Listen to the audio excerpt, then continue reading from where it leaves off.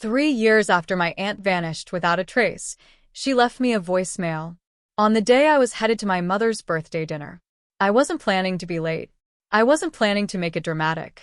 Just drop off a cake, smile through some forced conversation, and be gone before dessert. But then I saw a notification flashing on my phone screen. Voicemail. Unknown number. I almost ignored it. Almost. But some instinct, some quiet voice in the back of my head told me to press play. And then I heard it. Do not let them take you into the basement. Not even for a second. Pretend you forgot something and leave. Please. You have to trust me. That was all. 20 seconds. But it stopped my breathing. Because I recognized that voice. Breathy. Nervous. Desperate. It wasn't a scam or a prank or someone playing games. It was my aunt. My mom's younger sister. The same woman who disappeared 3 years ago. No note. No clue. No body. Declared dead by default. And yet, here she was, telling me to run. I sat there in my car, engine idling, staring at the house I grew up in. The porch light was glowing softly. The curtains in the living room swayed, just barely. And the front door? It was already open. Like they were expecting me. Like they were waiting. A chill rolled down my spine. I tried to convince myself this was nothing. That maybe I misheard. That the voice just sounded like hers. But there was something inside me, something older than logic, that screamed she was telling the truth. And suddenly, I wasn't so sure I'd make it out of that house. The front door creaked open before I even knocked. My mother stood in the doorway, arms wide, smiling too brightly, like a hostess waiting for a guest who is late to her own surprise party. She hugged me immediately, too tight, too long. Her perfume was new omething floral and sweet, not the usual lavender and dish soap. And her eyes, they were wide, glistening, almost glassy, like she'd been waiting, not just for tonight, but for this moment. There you are, she said, brushing a strand of hair from my face. You look just like her, you know. More and more every year. I didn't ask who she meant. I didn't want to know. The house smelled like vanilla candles and something baking. It was spotless. Not clean, sterile. Every pillow on the couch fluffed. No dishes in the sink. Even the hallway carpet had those straight vacuum lines, like someone had gone over it twice, maybe 3 times. Come in, she chirped, already turning toward the dining room. Dinner's almost ready. Everyone's waiting. Everyone? I stepped inside. And that's when I saw the table. It was fully set. Every plate perfectly aligned. Silverware polished. Napkins folded into fans. At the center, a bouquet of white lilies. And around it, all of my favorite dishes. Stuffed bell peppers. Roasted sweet potatoes. Garlic knots. Even the pear and brie tart I used to beg her to make on my birthday. Except, I hadn't been home in years. I hadn't mentioned those dishes in even longer. I didn't remember telling her I was coming this year at all. My feet froze to the hardwood. The air felt warmer than it should have. I looked around, and then I saw him. My ex-husband. Sitting at the far end of the table. Napkin in lap, half a glass of wine in front of him. He smiled when our eyes met. Tense. Polite. Too rehearsed. I hadn't spoken to him in over a year. I never told my mother we were still in touch. And yet here he was. Invited. Comfortable. Waiting. Across from him sat my younger brother. He barely looked up. Just stared at his plate, pushing a piece of bread with his fork. His posture was slouched, shoulders hunched, like he didn't want to be seen. We're all here, my mom said behind me. Isn't that wonderful? It's been too long. Tonight is special. She laid a hand on my shoulder. Warm. Gentle. But there was something firm in her grip. Our whole family, she said softly. Together again. Just like it should be. She looked at me with such pride, such expectation. Like she'd finally completed some difficult puzzle. Like I was the last piece. This is a reunion, she said. A celebration. A homecoming. I nodded slowly, but my throat was dry. One word kept echoing in my head. Reunion? I repeated it out loud. And for some reason, the moment I said it, a chill bloomed in the base of my spine. Dinner hadn't even started, and something already felt off. Not loud, not obvious, just a low, persistent hum under the surface, like walking into a room where someone's been whispering and instantly going quiet. As everyone moved toward the table, I paused in the hallway, glancing at the photo shelf on the wall. It hadn't changed much. Same cheap frames, same dusty glass, same faded smiles. But one picture made me stop. It used to be my favorite. A summer picnic. Me, my mom, my brother, and my aunt. All of us laughing. Real laughter. Dirt on our jeans. Sunlight in our eyes. But now, she wasn't in it. Same picture. Same setting. But the far left side, where she used to be sitting, holding a paper plate and throwing her head back in laughter, was cropped. Cleanly. Deliberately. Just sky and trees now. Like she had never existed. I picked up the frame. Hey, wasn't this the one with Aunt Lila? My mother's voice floated from the kitchen, light and breezy. Oh, that old thing? The original got damaged. I had a new print made. I stared at the empty space. Why cut her out? There was a pause. Then, you know how she was. Always hated having her picture taken. That wasn't true. My aunt used to insist on group photos. Used to wave her arms, gather everyone and shout, "Memories don't make themselves." But I didn't argue. Not out loud. I set the frame back. A little too carefully. That low hum in my chest was louder now. At the dinner table, the conversation was rehearsed. Every word felt like it had been practiced in front of a mirror. My mom asked about work. My brother asked about my cat. My ex-husband asked if I was still reading Murakami. None of them mentioned the voicemail. None of them asked how I'd been. It was like they weren't curious about me at all. Only whether I was going to eat. That's when I stood up. Actually, I said casually, I brought a bottle of wine. I think I left it in the car. There's a corkscrew in the basement, right? I said it without thinking, just to see how they'd react. My mother froze. Barely, but I saw it. Then she smiled again. Bigger. Too fast. No need, honey. We already opened one. Just sit down. Still, I pressed. Might as well grab it. I can run down and... The basement's damp. Her voice was firmer now. Still sweet, but laced with something new. Musty. We've been meaning to fix the dehumidifier. Not a good place to store anything right now. I nodded slowly. But in my mind, I was already picturing the basement door. Because here's the thing. There was no dehumidifier in the basement. Never had been. And, more importantly, we never locked that door. After dinner, while the others lingered over dessert, I slipped away. No one noticed. Or maybe they just let me. I walked upstairs quietly, careful not to let the old steps creak. The hallway smelled like lemon polish and old air. My aunt's room was still there, same door, same peeling sticker on the knob that used to say, "Do not enter unless you're fun." It hadn't been opened in years. At least that's what I thought. But when I turned the knob, it gave easily. No resistance. Not locked. Not dusty. Not untouched. Inside, the room was still, like a museum replica of her, frozen in time. Same faded posters. Same books leaning against each other like dominoes on the shelf. Same tiny vanity mirror with dried-out mascara tubes beside it. And yet, something was wrong. The desk drawer on the left was slightly open, not fully, just enough to show the edge of something inside. I tugged. It stuck. I tugged harder. It came free with a snap.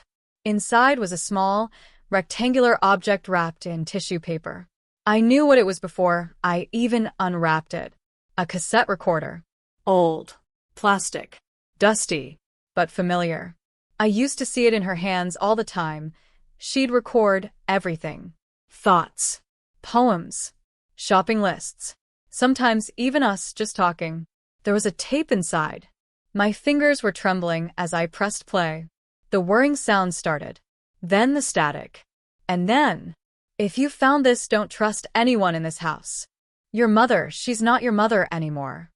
Her voice. clearer than I expected. Hoarse. Tired. Like it hadn't been used in weeks. Something happened. She changed. It started small, forgetting things, staring off. But now she's planning something. With them. Tomorrow is her birthday. And, if I'm right, I won't be here much longer. The tape clicked softly and stopped. I sat there for a long time. Long enough to feel the weight of the silence pressing in.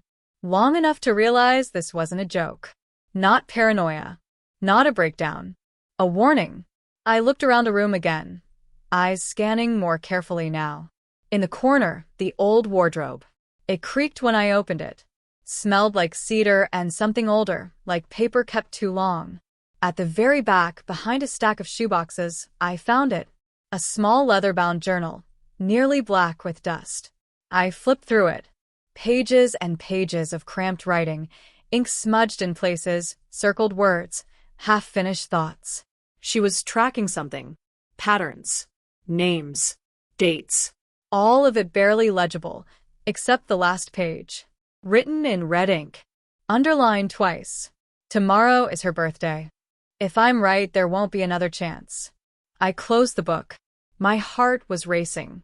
Downstairs, I heard laughter. My mother. Too loud. Too long. Like she'd just heard the punchline to a joke no one else got. And for the first time since I arrived, I knew something with absolute certainty. My aunt never left this house. The basement door was locked. But the key had always been under the third stair. They must have forgotten I knew that. Or maybe they didn't think I'd be bold enough to try. But after the tape, after the journal, after hearing my mother laugh like that, I wasn't afraid anymore. I was something worse. Ready. I waited until the hallway emptied, until the kitchen faucet ran, and my brother retreated upstairs. Then I moved. Quiet. Quick. Like muscle memory. The key was right where it used to be. Rusted. Cold. Familiar. The door opened with a soft click. I slipped downstairs, one hand on the rail, the other gripping my phone like a weapon. It was dark. Damp. The smell of mold and old would punch the air. Most of it was, as I remembered, boxes. A broken lamp. A rolled-up rug that no one ever unrolled. But in the far corner, something new. A small wooden chest, tucked behind an unused space heater. Locked, but the latch had already rusted through. Inside, a few dusty candles, an old camcorder, and a phone. My aunt's. Cracked screen. Dead battery. I took them all. Later, locked in the bathroom upstairs, I charged the phone. It buzzed to life slowly, almost reluctantly. No passcode. The gallery was almost empty, wiped clean. Except for one file. A video. The thumbnail was just a candle. Flickering. I pressed play. And suddenly, I couldn't breathe. The footage was dark, grainy, but real. My mother was standing in the center of a ring of candles. Wearing white. So were the others. 3 people. 2 I didn't recognize. And the third. My uncle. Mild, soft-spoken. The one who always smelled like peppermint and talked about fixing his roof. He was the one holding the book. He was the one reading. Blood bound by blood. Every 10th year. A life for the line. My mother's voice came next, soft, but steady. Tonight, we offer what was given to us. Willingly, silently, and unseen. She wasn't leading. She was participating. Obeying. The camera shook. There were footsteps. A scuffle. A woman's voice, strained. Begging. My aunt. The screen went black just as she screamed. Then silence. And in that silence, I felt something inside me shift. Not break, but harden. Because this wasn't just some twisted tradition. This was a system. A pattern. I opened the notes app on the phone. There were only 3 entries, but one stood out. A list. Grandma, 1993. Cousin Leah, 2003. Uncle Dan, 2013. 2023. 10 years. Always family. Always around someone's birthday. And now? My mother's birthday. It wasn't a celebration. It was a cycle. And this time, I was the next name on the list. I closed the phone. Looked in the mirror. My reflection stared back pale, jaw tight, eyes full of something I hadn't seen in years. Resolve. Downstairs, I could hear voices again. My uncle's voice warm, harmless, joking about dessert. My mother cheerful, humming something sweet. They thought I was upstairs brushing my hair. They thought I was still playing along. They didn't know I had the video. They didn't know I knew. Not yet. But they would. I didn't sleep that night. Not really. I lay on top of the bedspread, fully dressed, eyes wide open, staring at the ceiling like it might collapse and bury me first. By morning, I had a plan. Not perfect. Not safe. But mine. I made the call. Not to the police. Not yet. But to someone I trusted, someone outside the family. One sentence. No details. If I don't call you back by midnight, send what I sent you. Then I opened my notes app and uploaded the video. By the time the sun dipped low again, the table was set for another dinner. Same dishes. Same candles. Same two perfect smiles. But this time, I came prepared. In my bag, 2 small vials. Colorless. Tasteless. Fast-acting. They wouldn't knock anyone out for hours, just long enough.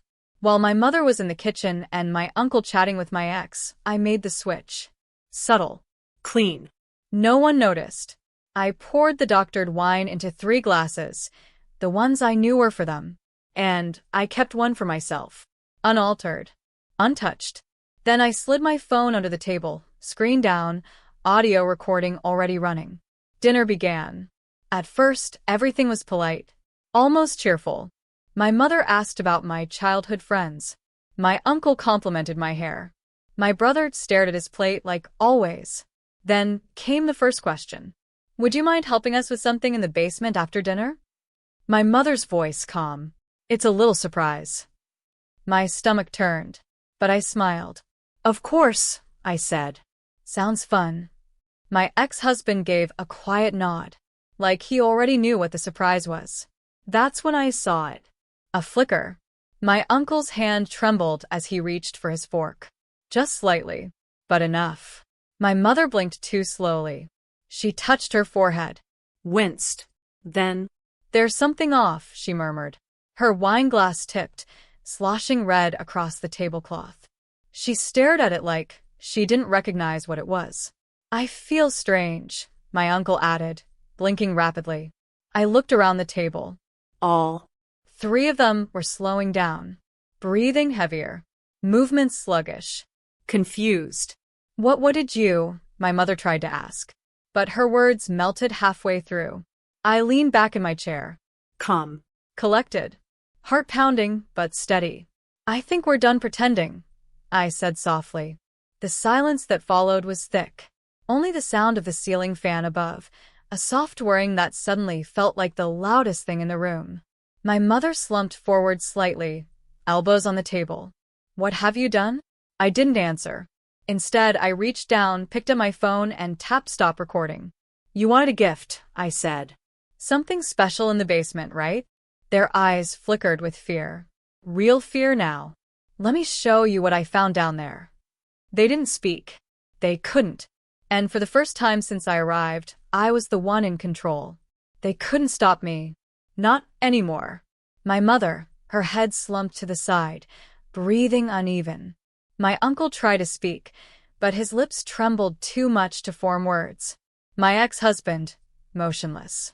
Only his wide-open eyes showed any awareness, like he had just seen something his mind refused to process.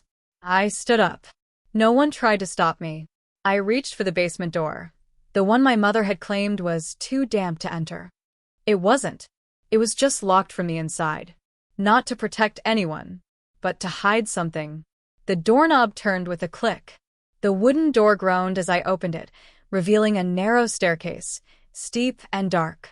There was a smell. Not just dust or mildew, but something heavier. Something waiting to be exposed.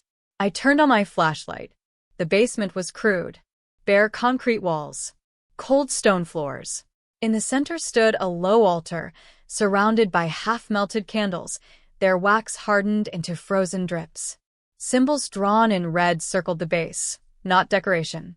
A ritual mark. I stepped closer. There was an old knife. A torn photograph of our family, with my aunt's face carefully cut out. I took pictures. Of everything. Every angle. Every trace. When I came back upstairs, I said nothing. I simply picked at my bag and pulled out my phone. First, a text. Sending files now. No questions. Just a reply. Received. I opened my cloud drive. Uploaded the entire dinner recording. The video from the old phone. Photos of the altar. And a snapshot of the final page in my aunt's journal. Finally, I stood in front of my mother. She wasn't fully conscious, eyes unfocused, but there was still a flicker of fear. A flicker that knew this was the end. I placed the journal on the table. Open to the page written in red ink. Tomorrow is her birthday. If I'm right, I won't get another chance. I looked her in the eye. She didn't get lost. She didn't abandon the family. She knew. And then I left. No one followed. No one spoke. Just a room of trembling people in a house that was far too perfect to be real. I didn't look back. I simply sent one final message to the police. My name is your name. I'm a witness. I have evidence. Here is the address. It didn't make the headlines. No flashing lights, no breaking news segment.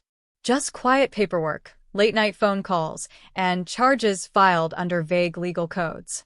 They didn't get arrested for the disappearances. Not enough evidence. Too much time had passed, and no one left to testify. But the attempted poisoning? The unlawful confinement?